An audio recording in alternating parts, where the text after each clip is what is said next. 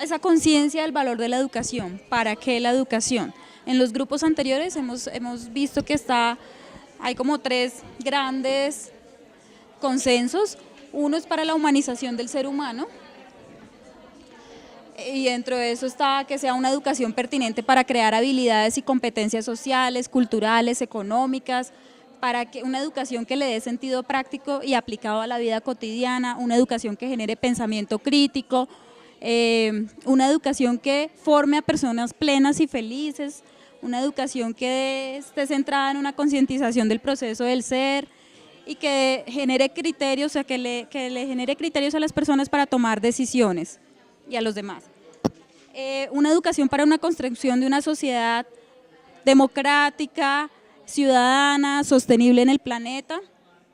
Una educación para democratizar el conocimiento, conocer y respetar los derechos, personas que sean responsables a las necesidades sociales, en donde se respete la diferencia y donde se dé una apropiación y construcción de una cultura.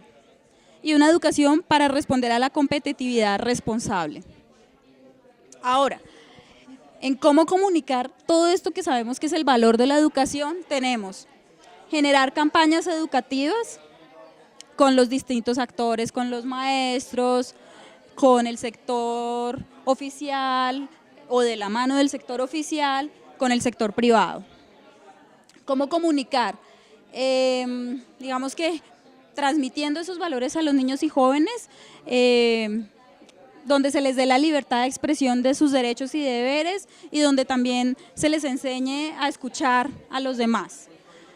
¿Cómo comunicar? Usando un lenguaje sencillo para que sea fácil de entender todo esto que hablábamos acá, el valor de la educación, porque muchas veces empleamos un lenguaje no apropiado con los distintos actores, y de esto a través de alfabetizaciones con los medios de comunicación, construir un nuevo lenguaje de educación con los medios de educación.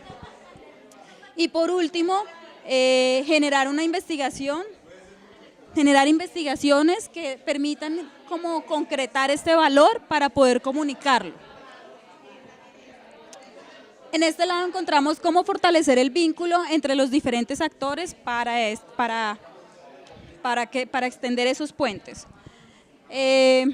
Promoviendo acciones a través de intereses comunes, generando organizaciones de distinta índole que participen en la educación, generar mayores espacios de participación en torno a la escuela, generar redes, alianzas, ONGs, fundaciones, involucrar a los padres de familia en las realidades del aula, a los actores de la comunidad, a la Junta de Acción Comunal, a los contextos políticos, e identificando un rol para cada uno de esos actores para que lo desempeñe también en ese vínculo o relación con la escuela.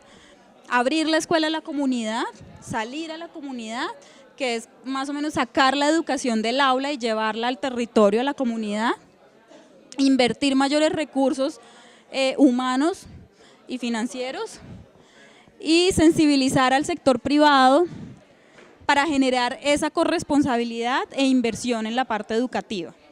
Hasta ahí vamos. Entonces, yo creo que sería importante como de pronto, si ven la necesidad, que hay alguna cosa que no les suena por acá o que creen que se puede completar acá. Fue un aporte. O completar acá, creo que estos dos, sobre todo cómo comunicar el valor y cómo fortalecer el vínculo. A mí me gustaría decir algo y tiene que ver con esta... es que está esa allá. Tiene que ver con la diferencia, el respeto a la diferencia. Pienso que el respeto a la diferencia pues tiene una conexión directa muy interesante con la construcción de cultura y la gestión del conocimiento y con la sostenibilidad, ¿sí? Que no es solo ambiental y no es solo cultural, sino es como una cosa integral, holística. Y me parece que ahí hace falta un elemento como para completar esta ruta, y es no solo respetar la diferencia, sino cultivarla, estimularla, ¿sí? Afianzar la diversidad que pues, es la base que tenemos para que esto sea posible, para que la sostenibilidad sea posible. Entonces me gustaría como completar este tema del respeto a la diferencia como con una postura más proactiva, ¿sí? Más radical de la importancia de la diversidad, de reconocer y no solo respetarla, sino aprovecharla y estimularla, desarrollar lo que hay en la diversidad.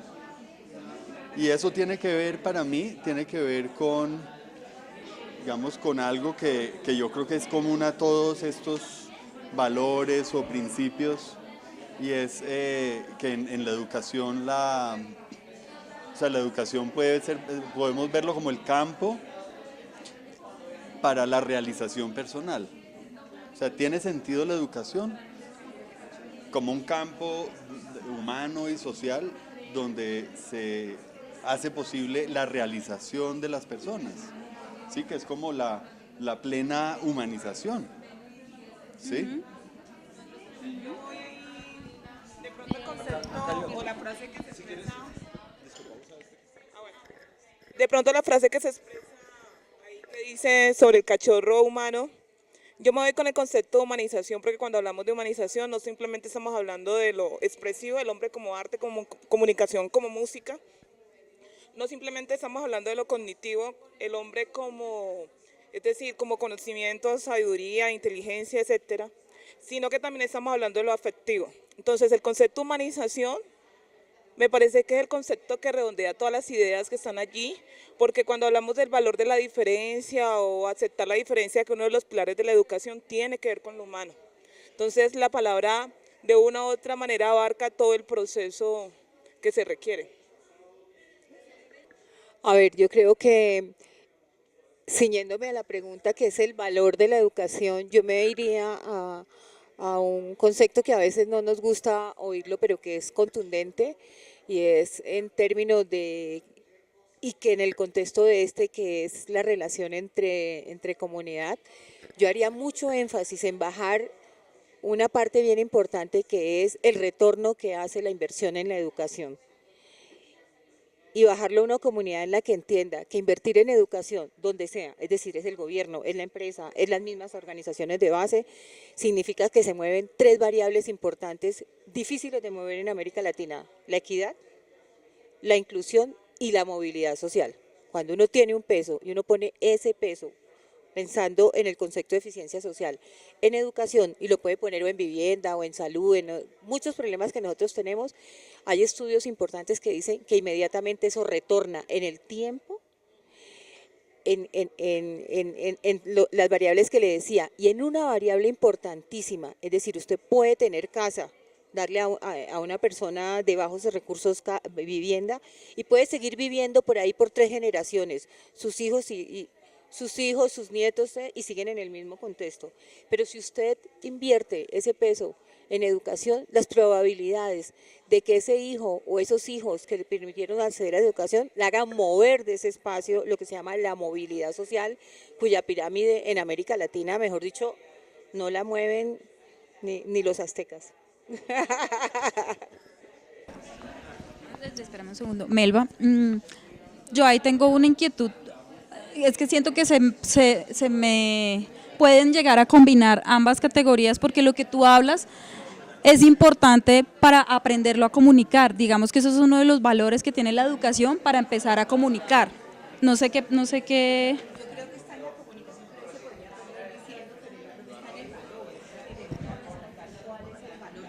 Valor económico también, Sí. no inmediato, sino más a largo plazo. Sí, y es que el término de educación es a largo plazo. Empresarial que debería tener claro qué significa que él invierta en educación. Y eso lo está haciendo en Colombia, empresarios, en México, en Brasil, todos por la educación en eso, que es realmente movilizar al sector empresarial para que ellos focalicen la inversión en la educación, como un elemento importante de gana y gana en estos tres variables. Les hago una pregunta. ¿Qué hace que esa empresa o que ese empresario decida invertir o que decida ayudar? ¿Qué es lo que hace que él ayude? ¿Sí? ¿Qué lo mueve por dentro? ¿Qué hace que él aporte? ¿Qué lo mueve? ¿Qué lo mueve?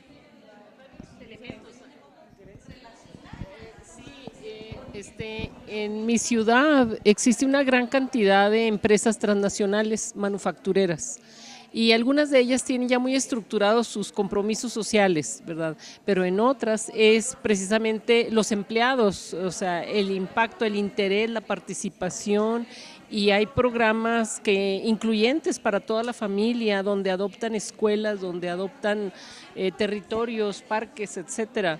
¿Verdad? ¿Qué les mueve? Pues un sentimiento de arraigo, de quiero estar, pero quiero estar mejor, de no quedarme igual, ¿verdad? Entonces, digo, no hay pasividad, aunque hay pequeñitos grupos indígenas trasladados, eso sí, permanecen al margen y les llevas trabajo y les llevas preparación y no la aceptan.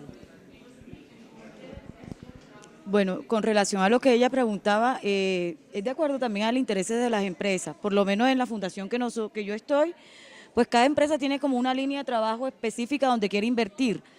De hecho, y es un propósito que tenemos este año con el Observatorio de la Educación en Cartagena, es que también traten de salir de sus focos o sus áreas de acción o de influencia. ¿En qué medida? A veces estamos saturando a una institución con muchos proyectos y estamos apuntando diferentes líneas y hacerles entender a veces eso es difícil. Pero bueno, es su interés y creo que también debe ser como un trabajo entre todos de concientización de cómo hacer esa inversión. Pero creo que se va guiado también al interés de cada empresa y de cada región. Yo quería apuntar a lo que está allí, sobre todo al vínculo de los actores para fortalecer la educación y es en términos de los recursos. Yo creo que Colombia ha avanzado en las investigaciones, hemos medido 1000 cosas, tenemos ya cosas súper claras que hay que hacer. El estudio McKinsey es súper claro en qué está Colombia y para dónde va. Entonces, sí, yo pensaría y se debe insistir en una formación pertinente de los maestros. ¿En qué medida? Y doy un caso súper facilito, y es que a mitad de año y a final de año hay unas organizaciones de planeaciones institucionales y siempre les dan formaciones. A principio de año se la dieron voy a decir cualquier locura, en medio ambiente, pero a mitad de año no hay una continuidad de ese tema de medio ambiente, sino que le dan de matemáticas. Es organizar un plan de trabajo bien estructurado de formación para esos maestros, para nosotros así fortalecer ese valor de la educación. Apuntaría yo ese tema.